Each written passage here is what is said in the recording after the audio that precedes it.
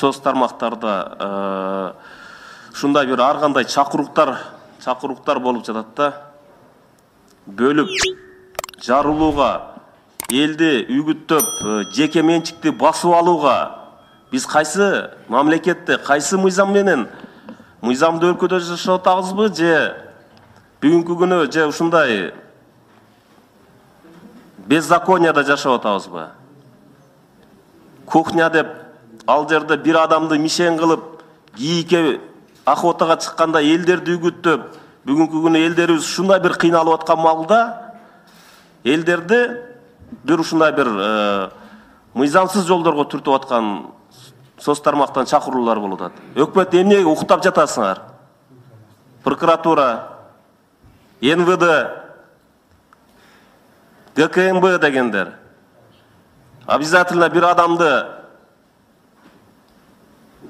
басып алып жеке менчигин хаос болушун каалайсыздарбы? Же бир адамды ошо жерден ушундай бир кыйналып аткан учурда бир адамды башкалар уруп, же болбосо бир жаман көрсөтүп, ушундай бир маселе көтөрүлгөнгө чейин күтүп отурасыңарбы? Жеке менчикке уже кол салууга, ошо жерге баргыла, басып алгыла деген чакыруктар болуп атат. Бул эң бир эмнени карап отурасыңар? Эмне уктап отурасыңар? Мен таң калам ушул нерсеге. Да, мен дагы жанагы мыйзамсыз байыган адамдарга мен да каршымын. Ушулардын аты аталып атат. Эмне үчүн? Буларды текшербей атасыңар.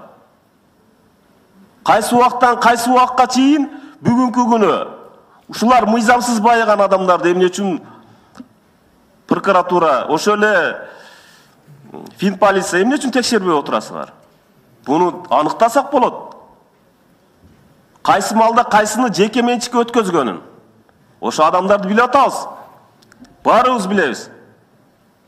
Бүгүнкү күнү көп кабаттуу үйлөргө жер сатып 2-3 миллиондоп отурат. Баарыбыз билип атабыз. Эмне үчүн текшерүүгө албайсыңар өкмөт? Эмне үчүн бүгүн уктап атасыңар? Орду түрмөдө болуш керек. Мен буга каршы, мен дагы макулмун. А бирок бүгүнкү күнү жарагындай чакыруктарды чакырып, мамлекетке хаосты кылабыз деп, ушундай бир чакырыктар жасап аткан адамдар, булар дагы мамлекеттин душманы. Буларга да тез чараны көрүш керек. Мен протоколдук тапшырма берем мен силерге.